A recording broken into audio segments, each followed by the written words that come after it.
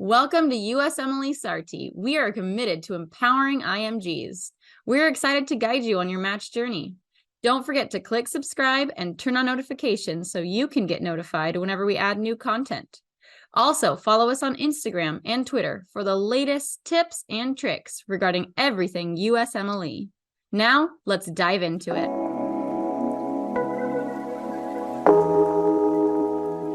Hey everyone, I'm Nikhil. I'm a psychiatry resident PGY2 in New York. I'm an old graduate I've passed medical school in 2010, but I do also have a psychiatric residency from India.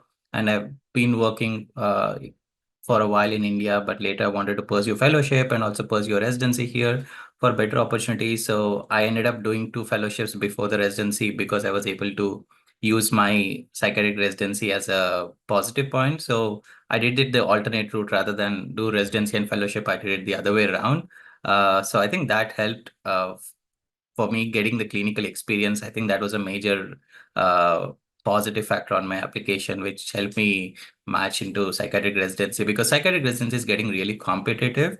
And now scores no longer are just the only criteria. You have to have a complete application, and I think that helps. It's not just about the what experiences or what observer rotations. It definitely matters if you have research and if you have other volunteer experience. Your application has to stand out, and because psychiatry is so competitive.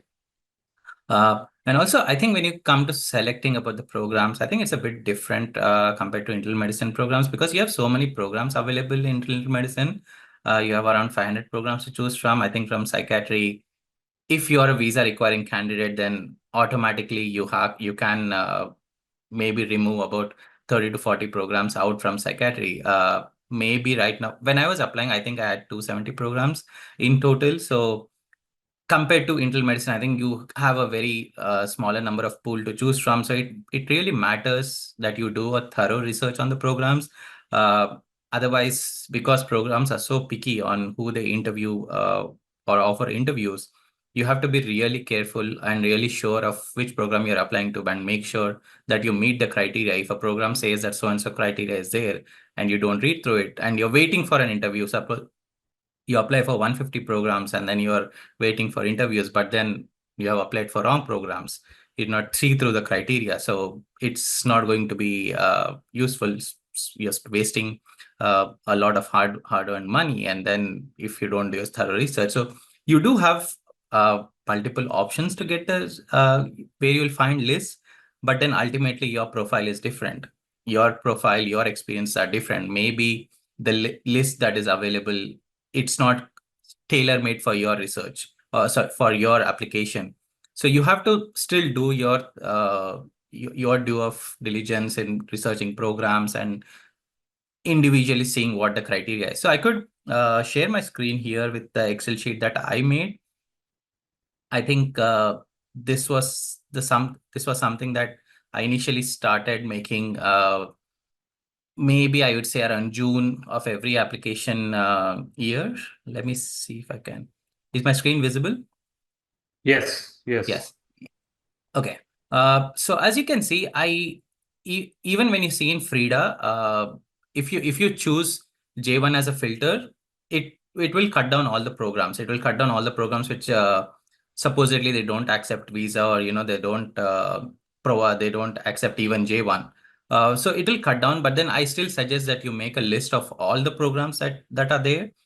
So when I made the list, I think I had maybe let me see. So 266 programs. This includes all of the programs, including the ones which only accept green card or US citizens. So I still made a list of all the programs just because, sometimes requirements change. And sometimes if you're a repeat applicant and if you're applying next year, then it becomes easier for you to just track the program to see if there's any change rather than, going through all the requirements and everything.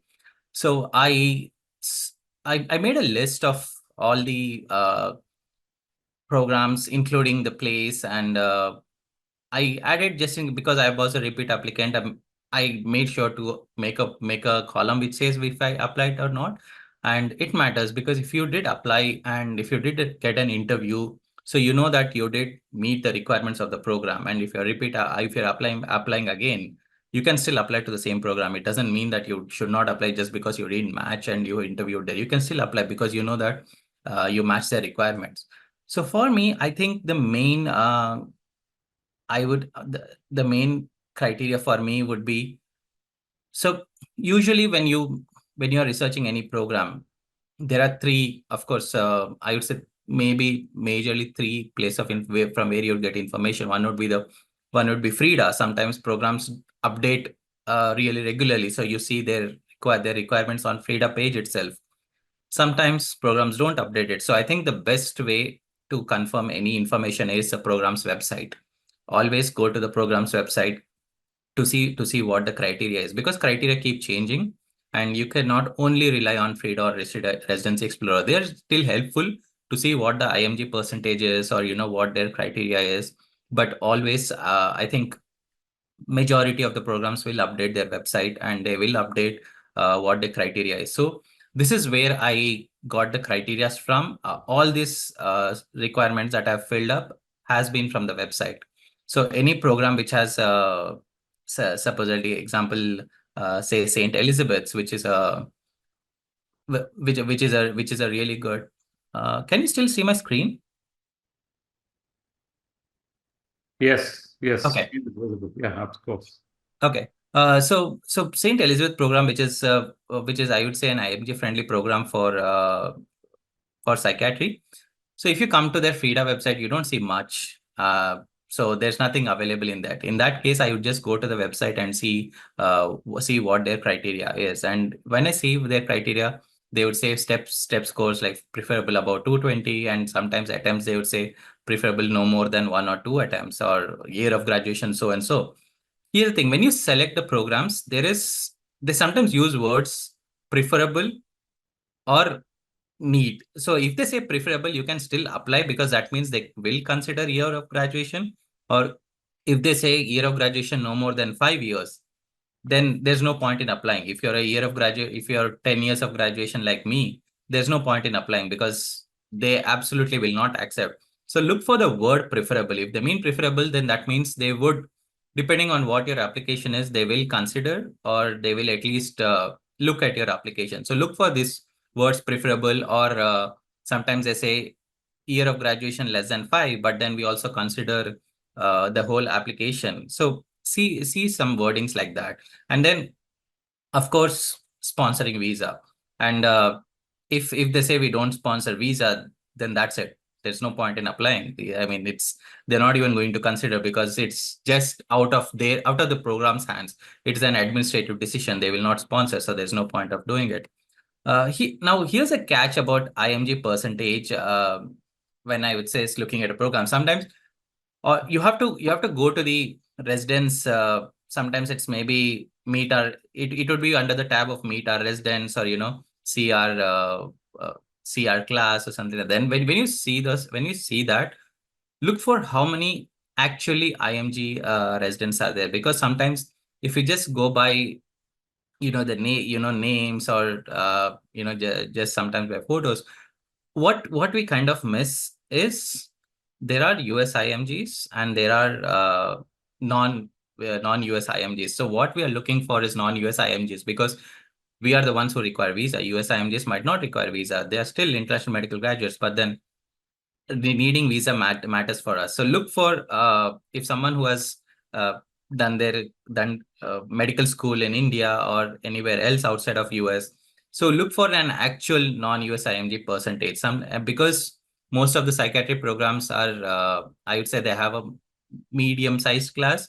It is common to see a class which is just 4 in strength, 6 in strength. You would not see, like medicine, maybe 13, 15, or 20 class. You wouldn't see that. So that's why. So if I see at least one non-US IMG in every class, then I would still go ahead and apply. It would not be my program which has a higher IMG percentage. It might not even be a program which I would signal, but it will still be on my list. And obviously, if a program has 2 or more, or say like 30 to 40%, I would still, I mean, those I'll obviously apply.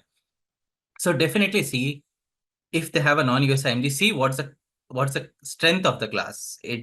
If you have just one non-US IMG in 4 years, it's not really IMG friendly just because they have that one candidate. So you have to see what's the percentage for every class, not just in total. So that would help. And I think uh, also just making sure when you make your list, make sure that you at least meet major criteria of the program. If they say step 2 is required by the time of application, and if you're giving step 2 somewhere in December, then they're still not going to see your application. So when you see the criteria, be really thorough about what their requirements are, and you need meet at least their major criteria. And maybe some of them say preferable step 3, and if you're applying for step 3 during the application season, you can still apply. But if they say step 3 is absolutely required, then there's if you can make it in time, then you can still apply. It would also still depend on how much you're willing to pay for the programs, and how much you're willing to take a chance. But then majority of your programs, like I every year would apply maybe around 70 programs about after the 266, because that's the criteria that I met as an older graduate, and with my scores and with my USC experience. So I would apply around 70 to 75 programs. In those 75 programs, I think I strongly met the criteria for about 40 to 50 programs. The remaining 25 programs was I would meet maybe 3 or 4 criterias, but then I would not meet for something, say for a year of graduation, I would not meet that criteria, but I would still apply, because it is still true. The number of programs is sort of directly related to how many interviews you get. If you apply for 10 and if you expect 10, it's not going to happen. But if you apply for 75 and you get 10, that is still possible. So the numbers game still there, but then you also see what criteria you meet. And in the programs that you apply, I think you should have a top 10 or 15 program list, which you really think it would be one of the programs that you'd like to match into. The way you decide on these 10 to 15 programs depends on various criteria. One, that your profile is more likely to match into, or you meet most of the criteria. Second would be that they're heavily IMG friendly, so they know that they will take it, so you know that you have a good chance there. And of course, geographical preference. If there's a particular, let's say you want to stay in the East Coast, then you would heavily, have programs in your top 10 or 15, which would probably match your criteria. Once you have this 10 or 15 program list, I think it's good to start for repeat applicants. I would say, because your list is already made in the previous year, so you already have something to work on. I would say you should start at least reaching out to programs and expressing interest or something, or start a conversation sometime around May or June, because this is the time when programs are still they are onboarding the new class, but then they would also check your mails and check your emails, and then you could at least start a conversation, which would eventually start push towards interview during the application season. So I think these 10 or 15 programs are the ones you should strongly push towards. You should reach out with emails, and you should keep a conversation going. And then I'm not sure how many signaling programs will be this year. I know that last year was 5. Your signaling programs should be the ones which you match, for which your credentials match 100%. You cannot take a chance on a signal just because you feel that it might work out. All your signaling programs should be fitting your criteria for 100%. I think signaling programs will take that into consideration if you match the criteria, but if you don't, and if you still signal, they can't offer you an interview. So make sure that the 5 programs that you apply, yes, you take a lot of it into consideration. You take the work-life balance, you take geographical considerations into when you decide signaling, but then also make sure that your credentials match. And major thing is it IMG friendly? What is the IMG percentage? Yep. Yeah. No, this was very, very good, Nikhil. Very extensive, and like I said, guys, go back to yesterday's webinar, and we have shared Residency Explorer, Frida, and Sarthi list that you can use. So, Nikhil, I know you're very busy. So, before I let you go, a couple of questions. One is based on your profile. I think people are asking, how do you convince the program that you are okay repeating the residency? So, someone already has in a residency.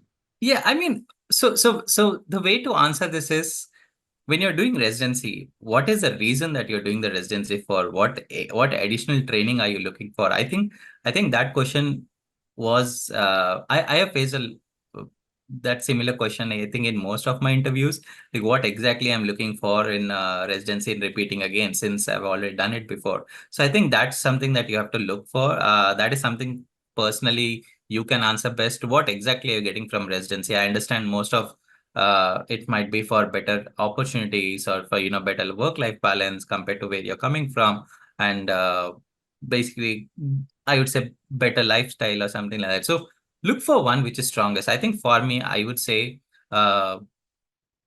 in psychiatry, I think my reason for repeating residency was of course to get more fellowship experience, but then it's also like I have observed that here psychiatry has more allied support, so patient can get wholesome services and not just pharmacological management. And I think that for me as a provider helps to have team that I can depend on.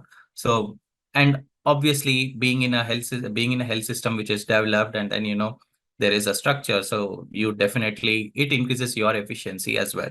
So I think you have to find out what your reason for repeating residency is, and you support that. Yeah.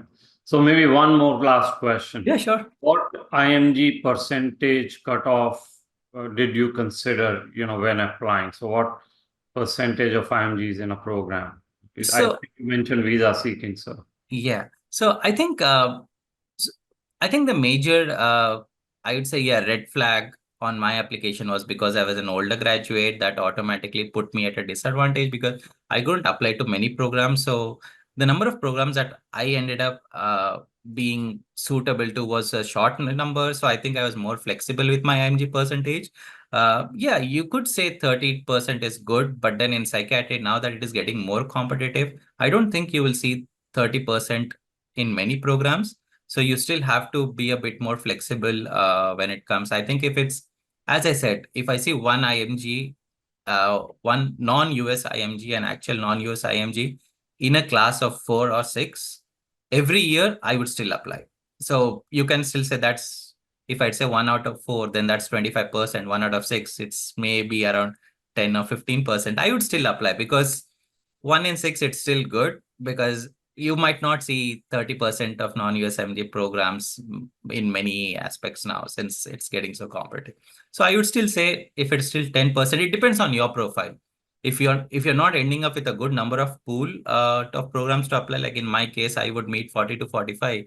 I don't think that's a good number. That's a good enough number. So I had to be flexible. I had to take my chances to match. So I ended up applying to 75. So you can still, I think, be flexible. It depends on your profile, how much of, with a good credential of programs, how many programs do you have in your application to apply? If it's not, then I think you can still be flexible. You can go up till 10% of non-US IMGs. Thank you so much for watching. We hope that video provided valuable insights for your journey. Don't forget to subscribe to our YouTube channel and follow us on Instagram and Twitter. And check out our website for details on how we can guide you to a successful match.